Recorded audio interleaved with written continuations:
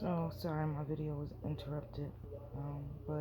My last assault story from childhood would be a few years later. I was in the sixth grade, so I was probably 11 or 12. Um, and we had just moved into this new home. It was like a mirrored home. It was like literally exactly the same on both sides. We had two sets of stairs. It's like somebody made a house and then mirrored it. So we moved into this pretty cool house that we all love running around. Um, Things were going a little bit better, because it's things I haven't mentioned. Like it's my whole life. I've only mentioned these small parts. So we were having better times, and my mom was starting this new job, a night shift, where she'd get off work in the morning. This is the first time ever in life that my mom was doing something like this, like leaving us at night. And so this night,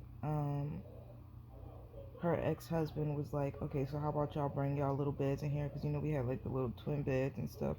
He's like, how about y'all bring y'all beds in here in our room and make like a big bed and y'all can lay in here and watch TV or whatever till you fall asleep. Um, and I believe we had school the next morning. So it felt like a treat that we could stay up and watch TV. We were excited. He was very charismatic with little kids, um, with people in general, but with kids especially. We were very attracted to him. He just felt like he got us. He was cool. He understood. He didn't judge. So many things that I now have learned that are predator tactics. Little kids are completely unaware. But anyway, so we're in there and we're watching Fear Factor, getting ready to go to sleep. And slowly but surely, everybody started falling asleep. Now, the only person that wasn't in the room with us was my older brother, Kyle. With him being 2 years older, he was probably a teenager at the time. He was definitely a teenager, and he did not get along with my mom's ex-husband that well, because, like I said before, he was physically abusive to my mom. So, most boys aren't going to tolerate that past a second. So my brother really didn't like him. So he wasn't in the room with us. It was just me and my three little sisters. Um, my little brother hadn't been born yet, so it was just four of us in the room. Um, and so we're watching Fear Factor. Everybody starts falling asleep little by little, and it's just me and him left up. And I still didn't feel anything weird. We were laughing and joking about the show. He was the type of person that couldn't even make a child feel annoying. Like how sometimes adults feel like children do too much. Like even me as an adult, I feel like I don't say it, but I'll just be thinking sometimes. And I know certain kids can feel it sometimes that okay, you're doing too much. This is kind of annoying. You talk too much for me, whatever the case, whatever. I feel like most people have been through that. And I love kids. It's just I'm being realistic. Kids can be annoying. Anybody who walks around saying that they aren't annoying in any way, absolutely, they're just the perfect beings. Um, is suspicious to me. This is coming from us, the second oldest of 10 plus siblings, um, and a mother of one. So yeah. Um, so we're laughing and joking about the show and Fear Factor being shocked at all the nasty stuff they're doing. And it just felt like a great night. Like it really felt like a great night. And so I started falling asleep, and I remember I had on a white tank top with these white linen shorts that had pink or purple stripes on them. And this was my pajamas that I was going to sleep in. And so as I started falling asleep, I'm sorry, it's like every time I put myself back in the moment, it becomes intense.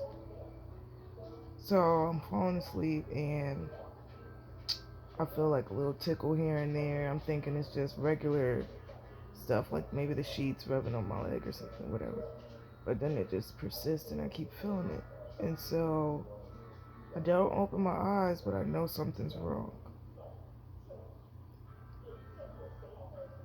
So I feel the covers come off of me. And I felt him like pulling my shorts to the side, like from my inner thigh area. trying to pull my panties to the side. And again, I froze with fear. Uh, like something in me told me I had to try to move so I don't get raped. Like I have to try to do something because he clearly wasn't bold enough to do this while I was awake. So maybe if I just pretend that I'm like stirring in my sleep or something, he'll get up and stop. So I did that. And like he jumped back on the bed and pretended he was watching TV, and I like rubbed my eyes and looked over at him like just to pretend like I was sleeping, like I felt something, so I woke up. But I didn't hint that I knew that he was doing anything. Like I didn't wake up and look at him with a mad face. I just looked around. But I did that because I thought it would make him stop touching me. Like maybe she's not a deep sleeper, I should stop. And so falling asleep again, because I was so afraid to get up and move and leave the room because I felt like he would know that I knew what he did. And my thought process went just like this. If he knows that I know what he was just doing and I try to leave this room, he might do something to harm me so that I don't tell my mom. And so I stayed there because I did not want him to know that I was aware of what was going on. So I stayed there, started falling asleep against my will. I didn't want to fall asleep. I was so tired. It was probably like 2 in the morning or something. So you can only imagine I'm terrified trying to fight falling asleep, and I fall asleep again. And I wake up again to this time his hands lifting up my shirt and touching my prepubescent breast. I had nothing. I had like bee stings. I will never understand what will make a person. So he did that, and then he did the whole shorts thing again. And like, tried to just fondle. It just felt disgusting. Oh, the most disgusting feeling I'll probably ever feel in my whole life. So after a while, I just started doing the fiddling thing again because that's all I could do. I didn't know what to do, so I just started trying to move around and like hope he would stop, right? And so eventually, I don't even know how much time passed. Time doesn't exist when I'm going through things like that, I swear. Don't know how much time passed, but I know that he eventually passed out and went to sleep. And he was laying at like the foot of the bed because he kept sitting up and touching me. Okay, so bed is the long way. I was laying on the floor in front of the foot of the bed with my blanket, and so all he had to do was sit at the foot of the bed and continue to lean over and touch me. And so I looked over. It took everything in me to actually move. I probably was moving like a damn snail so he wouldn't notice my movement. And I eventually was able to turn all the way over and see that he was no longer up and that he was asleep with his feet hanging over the edge of the bed. And so I quickly got up, ran in the bathroom, and I just let it all out. I just cried and cried and cried. I just didn't know why it was happening to me. So many thoughts, infinite thoughts going through my head. Sat there and cried, and then I went in my room, and that's when this routine of mine started where I put my biggest dresser up against my door. So at this point, I didn't care if he knew that I knew, because I had got out of the room and I had got to what I thought was safety in my room with the dresser. And so I did my best to go to sleep. I don't even remember if I went to sleep. My mom came home.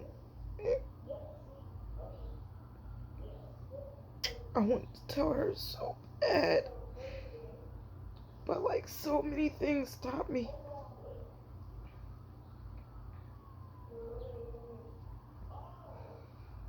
The biggest of all, though, because I don't want to get into all of my thought processes, the biggest thing was me and my siblings have different dads, and I did not want them to be separated. One of my siblings' dad is dead, so where would she go if my mom went to jail? Because I know my mom would have killed him, so I didn't tell her. And like I can remember that whole day, I just felt like I wanted to tell her so bad while I was getting ready for school.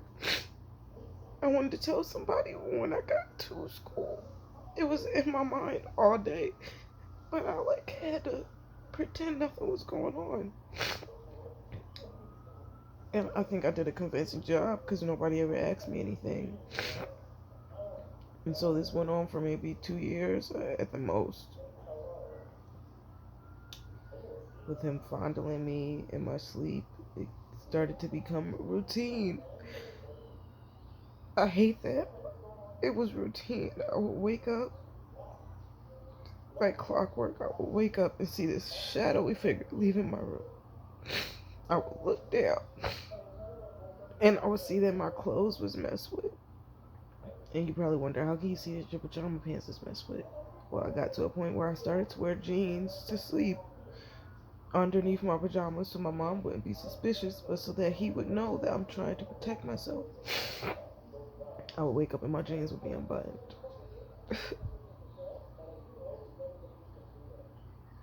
And yeah, it started to just make me really angry that he was violating me in my sleep. And so I would do things like push my dresser up against. Now that I think about it, I started being really mean to my siblings. I didn't want them in my room. I didn't want anybody around me. I started to push my biggest dresser up against my door and sleep in the fucking closet. I remember one day he came and my mom wasn't home. He was trying to find something and he needed to get in my room and my dresser was up against the door and he like said with an attitude like, "Can you move this?" And I'm just like, "How dare you? You know I have that there." I felt like he just threw his weight around, his age and his manhood. And so yeah, fast forward to I guess the last year this was happening. He had gotten really good at it, and even with me and my little sister, who was 5 years younger than me, sharing a room, he still managed to come in and touch me and only me. I remember waking up and checking my sister to make sure he didn't touch her, but it was only me, and I would see him walking out my room. And so, yeah, it was the last summer it happened, the summer that he and my mom separated. Um, my older cousin came to visit. Me and my older cousin are like this. You know, she was always around. It's my mom's sister's daughter. And she came and she kind of just told me that summer, like, don't tell anybody, but Dion, that's his name. I went back and forth about saying his name, so I didn't know if it was wrong. I don't really give a fuck. His name is Jerome Dion Haynes, but he went by Dion. And she tells me Dion has been touching me for years. I was just afraid to tell anybody. And she goes down the stories and they sound exactly like what happened to me, but something said, don't tell Sarita it happened to you too. Because if you do, she's going to tell your mom. And then your mom is going to kill him. And then same scenario from before. You and your brothers and sisters will be split up. So I maintained that secret. Never said anything. And then we get to my ninth grade year after a few years of being separated from this man. Same routine pops up when he comes to visit my siblings because we moved back to Philly. That's where we were from. He's from Nebraska, so we lived there, moved back home. And he came to visit. No one still knew what he had did. Nobody had told. And so the same routine, like clockwork, just popped up again. I literally put my dresser in front of the door. He didn't try anything this time. Maybe it's because he felt unsafe being in our hometown where our entire family resides. That would kill him if he tried it. The men in my family don't play. And so I think that's why he didn't try anything.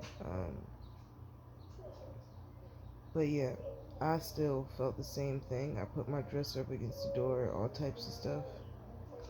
Um, and so the following year, my siblings went to visit him. He has three children with my mom. They went to visit him, and they came back, and my youngest sister had a urinary tract infection. So I was so scared. I was thinking, oh my God, this is all my fault because I didn't tell anybody years ago. Now the same thing's happening to my baby sister. And she was like 5. I was so scared because it was burning when she peed. It was horrible. So I typed up this long letter on my laptop and sat the laptop on my mom's lap and I asked her to read it and went back to my room. She read it. My little sister was taken to the doctor. She was questioned repeatedly. Thankfully, nothing ever happened to her. Unfortunately, this sick monster only touched people that weren't related to him by blood. Blood was the thing that stopped him.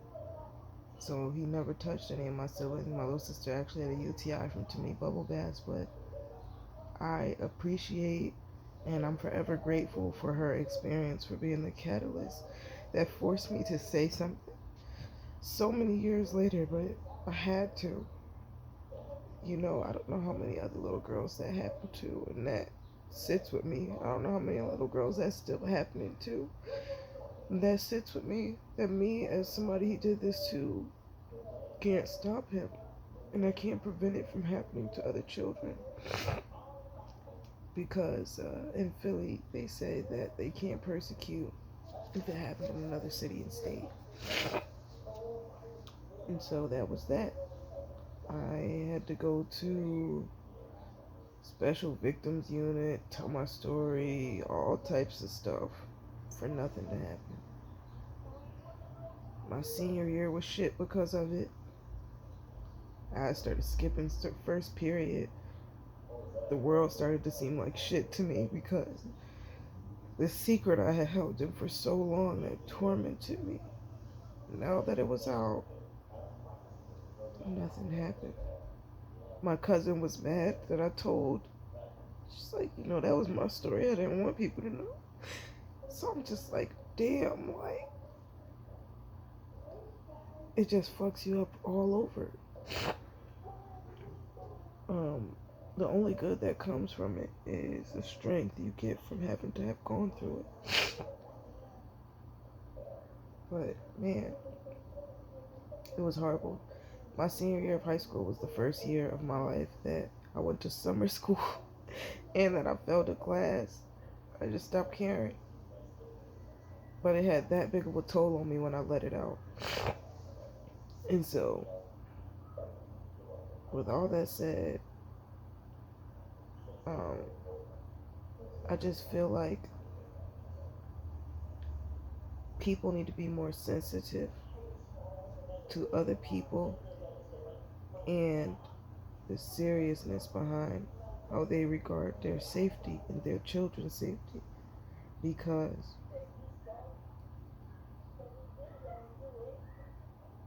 I'm trying to say the right words here, things could get really violent if people begin to forcefully or even just by law invade those private spaces, invade the security that we've built for ourselves over all this time. You don't know what type of anger and fear could be reawakened in victims of sexual assault, no matter the gender. And so I felt this was important. For one, it's therapeutic for me to get this story out and to tell people what happened and who did it, and stop being afraid of saying who did it. But for two, this is just to say this is beyond politics, people. And I know the etymology of politics, so in reality, it's just a bunch of a bunch of discourse, right? It's okay. But I just feel like people should be aware of the fact that this is nothing that will ever be handled politically. I just don't believe that. And it's never ever sat right with me that people who do wrong like breaking all the rules, breaking all the boundaries, crossing the boundaries, and, just being morally amok. Um, I hate that, and I never understood. I still don't understand why a righteous person like myself should have to try to defend myself or whatever the case through other people's rules and laws and their boundaries. That don't work with me. People don't get to violate me and then I have to follow rules to make sure I'm not violated again. That doesn't make sense to me. That's why I said it seems like an act of war, because the gloves are coming off and now you're playing around with people as if this isn't life or death for a lot of people. I have no problem saying it right here. I would literally kill somebody if they even thought to do what was done to me to my child. I was never physically penetrated by a man's organ. I was touched incessantly. I was tortured mentally.